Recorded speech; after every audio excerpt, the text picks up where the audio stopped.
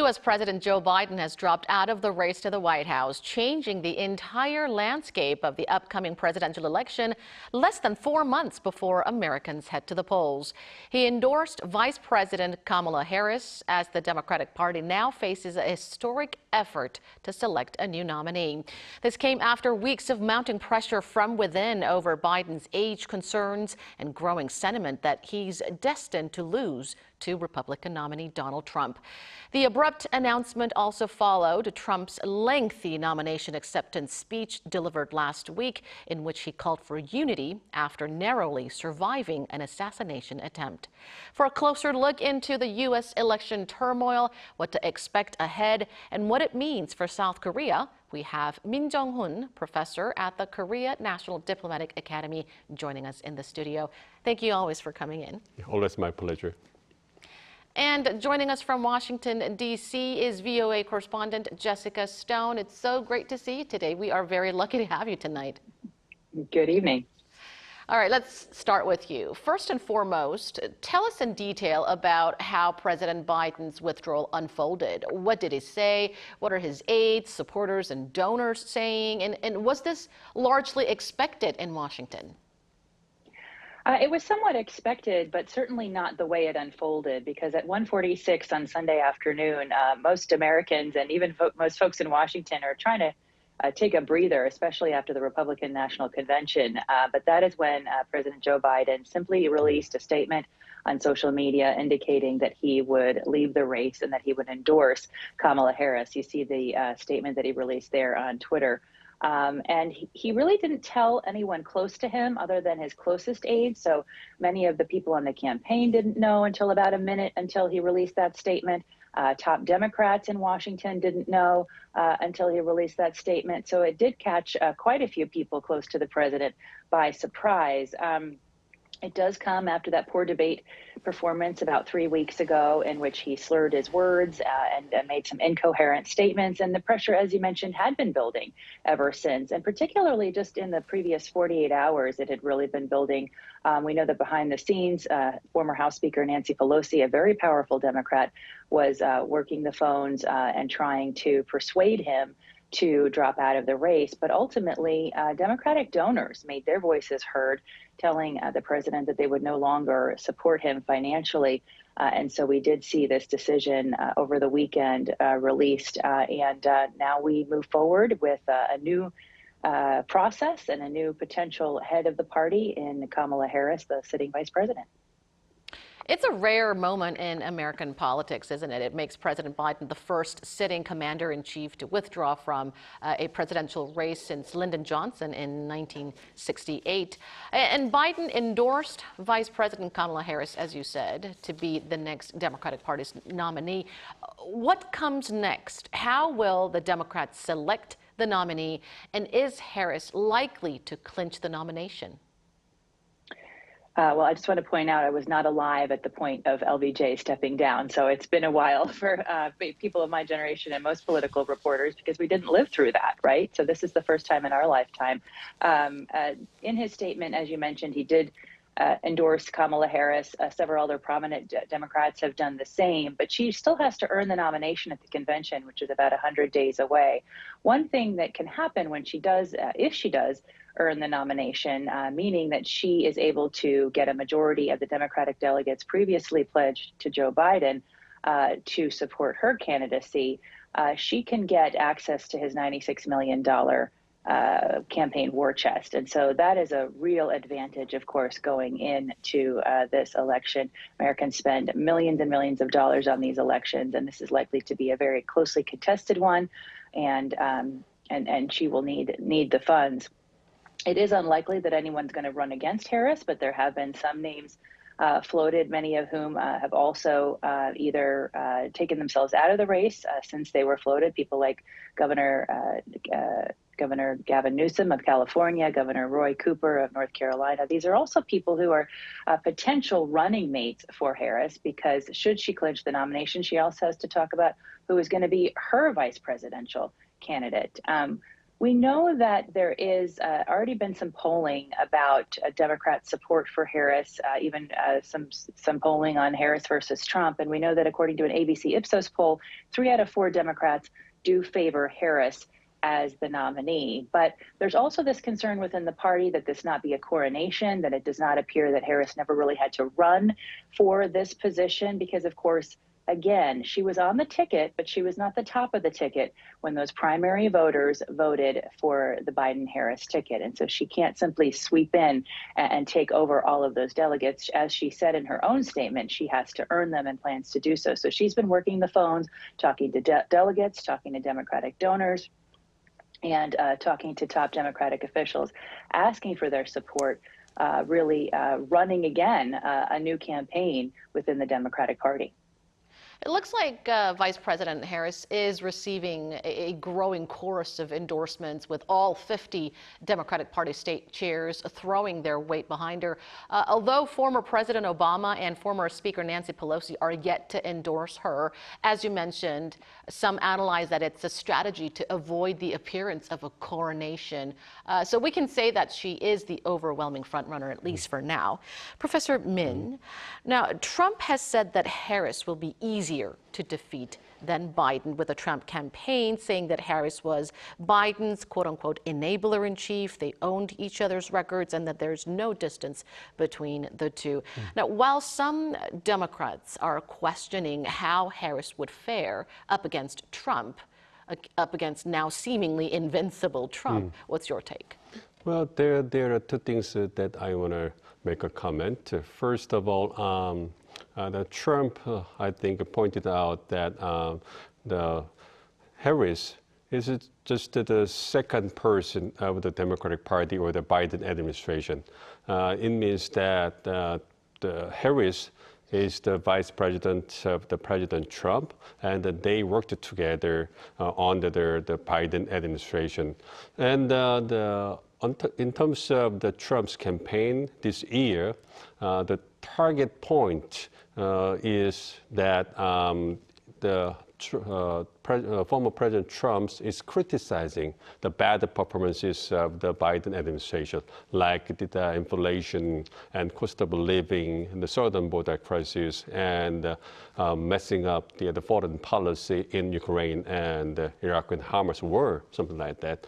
And most of all, basically the Trump criticized Biden in terms of bad performance of his administration, but Harris is also responsible for the performances of the Biden administration because she is the vice president of the administration.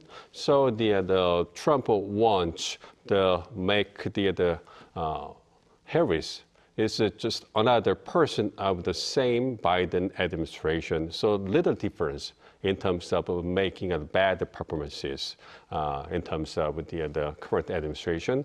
In addition, Trump also pointed out that Trump got some advantage in terms of the public opinion polls when he competed with the Harris. So, of course, recently, the Harris backed up the lots of the public opinion polls and the difference or the gaps of the support, probably about 2% shortage in terms of the competing with President Trump. But still, Trump could think that the Harris is a little bit weak or the weaker than Biden in terms of having just bilateral competition between the 2 candidates. So of course, we may see the little bit different situation where Harris could have more support from Democratic supporters and modest voters if the Harris would be the official nominee of the Democratic Party, but it will take some time. So I think that Trump will continue to attack the Harris weak the standing in terms of the public opinion polls in the coming days and weeks. We also want to get your thoughts on this, Jessica. There's talk that the Democrats may struggle to defeat Trump even if former President Obama were to run for re-election, while others argue that Harris has a chance at winning with her unmatched records. What is the general public consensus, and how is the U.S. media predicting the outcome?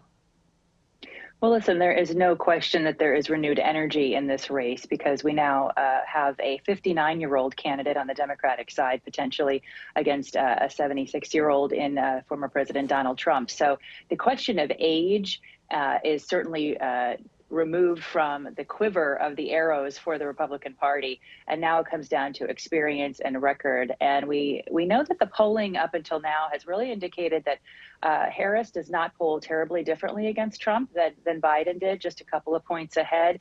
Her numbers are very similar, but the Trump campaign has already unleashed an $11 million ad. I should say the Trump PAC has already unleashed an $11 million ad campaign against her. So they are starting Sunday night, right after the announcement, coming out swinging, taking her on, assuming that she will become the nominee. She does energize Black voters. She energizes younger voters potentially, and there may be some independents who cross to her side because they weren't prepared to support someone who was older and from a previous generation of American politics. And she's already certainly energized the donor class because we saw $47 million in small donor donations. So not really the donor class, but really individual Americans giving $47 million to Act Blue in the 7 hours after she launched her campaign on Sunday. So the thinking here is that we may see some of the disengaged come back, but this is going to be a very intense, very spirited, very, very expensive campaign in these last 100 days because the dynamics have certainly shifted overnight. No one has the crystal ball, but she could be the first Black woman and also the first Asian American to lead the ticket of a major political party. All eyes will be fixed on her when she makes her first public appearance since Biden's exit.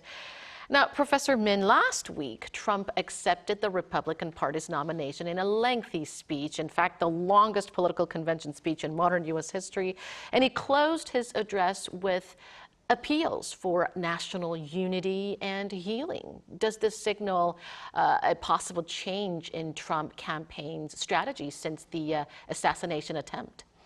Yes, personally, I hope that President Trump would make a change in terms of his campaign strategy, just switching from the going far right to the moving toward the middle and try to get the unity and harmony of the country as a presidential candidate.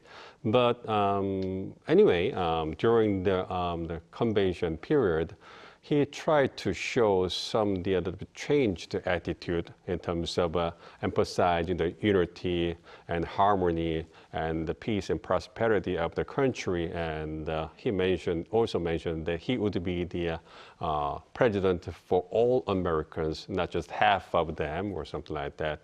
So his acceptance speech, the first half of his speech, came with such kind of hopeful and positive messages. But when he changed the topic of his address, like in the policy orientations, he repeated a little bit extreme the policy orientations, especially when he talked about the southern border crisis or something like that. So we could see the little bit mixture of the messages that Trump partially tried to get some kind of the median voters or the moderate voters in terms of going a little bit going to the middle of the spectrum, but he just came back to the where he was, where he stood in terms of the appealing his core supporters. So we could see the little bit the mixed messages. And then after the convention, when the Biden dropped out of the race, the Trump sent the very strong and critical message, just the criticizing the Biden like the worst president of the U.S. history, and the Harris would be the little change, little difference from the Biden or something like that. so still confused whether Trump is trying to get the little bit the moderated voters in terms of winning the upcoming November election, or just sticking to his core supporters, try to mobilize them on election day. And during the 92-minute-long speech, Trump also boasted his bromance with North Korean leader Kim Jong-un, saying that, quote unquote, I got along very well with North Korea's Kim Jong-un, and that it's nice to get along with someone that has a lot of nuclear weapons, and that he also thinks Kim Jong-un misses him. Trump also claimed that he could stop the missile launches from North Korea. How do you interpret this? And what would U.S.-North Korea policy look like under Trump's possible second presidency? Well, on the one hand, I think that Trump would try to show the difference between him and President Biden. Trump mentioned that Biden was weak and incapable, and he messed up all the foreign policies, including his relationship with Chairman Kim Jong-un. So Trump argued that if he was in the White House, he would have the pretty good relationship with the Chairman Kim, and there would be no military threats by the North Korea during his second term. So it means that he tried to have some kind of the differentiation between him and President Biden, and try to show his superiority in terms of their conducting foreign policy. And on the other hand, I think if Trump wins re-election in November, I think that is very likely that President Trump will try to resume his engagement with Chairman Kim. And Chairman Kim will be ready to talk to the President Trump. Anyway, regardless of how they would be serious in terms of achieving the denuclearization of the North Korea, anyway, they will meet and try to show the good relationship between the two leaders. And as a result, I think that seemingly the deadlock of the relation between North Korea and U.S. will be a little bit getting better, but I'm not sure how long such kind of a little bit better relationship would last, because that their relationship will be blocked by the core problem, the North Korea's denuclearization process.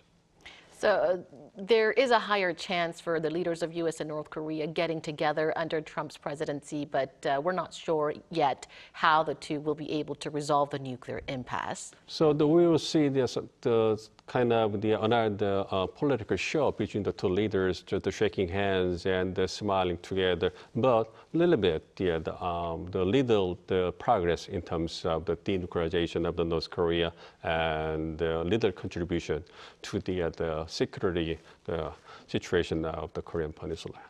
Right.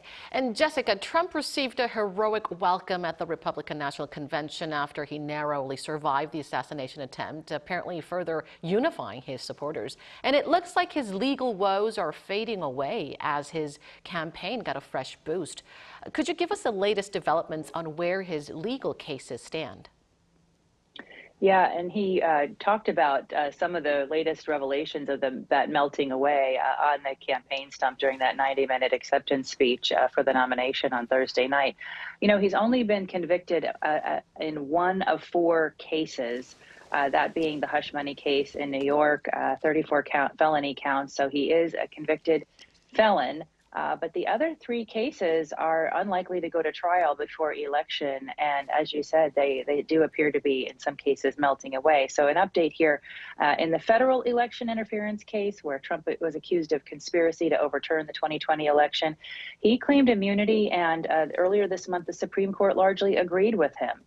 So no trial there before Election Day. And then in the Georgia election case, where he's similarly accused of trying to pressure elected officials to overturn the election and the results specifically in Georgia, those 3 of those charges have been thrown out. They can be refiled. 10 of them remain, and the most serious of them does stand.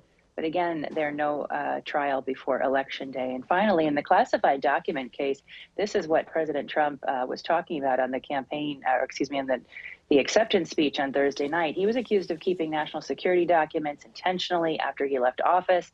But last week, I should say 2 weeks ago, right before the RNC convention, a judge threw out the case entirely and dismissed it. And so he really took a victory lap during his nomination speech on Thursday night due to that. And the final questions for you, Professor Min. Japan's Nippon Steel has hired former U.S. Secretary of State Mike Pompeo, of course, for tactical reasons, while European leaders recently put their heads together to discuss the bloc's future relations with the U.S. should Trump return to the White House. What preparations need to be made by South Korea? Well, if Trump gets reelected in November, most countries, including South Korea, will face unpredictability or the unstable situation in terms of the U.S., the government. So if Trump gets reelected, we think that how the ROK-U.S. alliance will be maintained. So some people are concerned that the ROK-U.S. alliance will be weakened if Trump gets reelected, but I don't think so. In terms of the strategic considerations of the two countries, regardless of the result of the upcoming November election, ROK-U.S. alliance will be firmly maintained because the two countries still strongly want to maintain the ROK-U.S. alliance in terms of their own national interests. But if we a little bit go deeper, we can see a little bit different methodology that the two presidential candidates, possibly Kamala Harris or Donald Trump, could use in terms of dealing with its core ally in East Asia, South Korea. Specifically, if Trump gets reelected, and he will employ his transactional approach in terms of dealing with the ally on the Korean Peninsula, and he will emphasize the burden sharing, the issue against the South Korea, and he will push South Korea to pay more in terms of operating the U.S. military or the ally or the alliance financially. And so the South Korea needed to prepare for such kind of the political, the rhetoric or the political behavior in terms of the pushing South Korea in terms of the financial consideration of the aspects of the operating the alliance. And meanwhile, in terms of the trade relations between the two countries, I think that Trump will be focused on the reducing the trade deficit against the other major trading partners or the countries. Mainly the China would be the top in terms of a list of the deficit countries, but there would be no exception in terms of whether the country is ally or the non-ally or something like that. So South Korea has got the pretty good trade records against the United States, and that kind of a situation will be maintained under the second Trump administration. Trump will have the higher barrier in terms of the trade with South Korea. So the South Korean government needed to have the solution or alternatives in terms of breaking through such a high trade barrier set by the Trump administration. And it is also expected that Trump administration would decouple from China in terms of advanced technologies and core industries like the semiconductor industry or the medical supplies and the core minerals or something like that. So the South Korea, which has the world-class manufacturing capabilities in advanced technologies, would have the situation where it needed to make a choice between U.S. and China in those fields. So South Korea needed to make its own strategic consideration and decision, and how much it can concede, how much it can argue in terms of its relations with the U.S. and China. So anyway, under the second Trump administration, South Korea needed to have a little bit the tougher situation in the security and the trade the issues. So South Korean government needed to have the more actively prepare for such kind of the potential issues. And that's where we'll leave our discussion today. It'll be quite interesting to see the developments from here on out. Thank you, as always, Professor Min, for sharing your insights. Thank you. And many thanks to you as well, Jessica, for bringing those stories live for us tonight. You bet. And that brings us to the end of the show. Thank you for watching, and be sure to tune in same time tomorrow to join our conversation. Goodbye for now.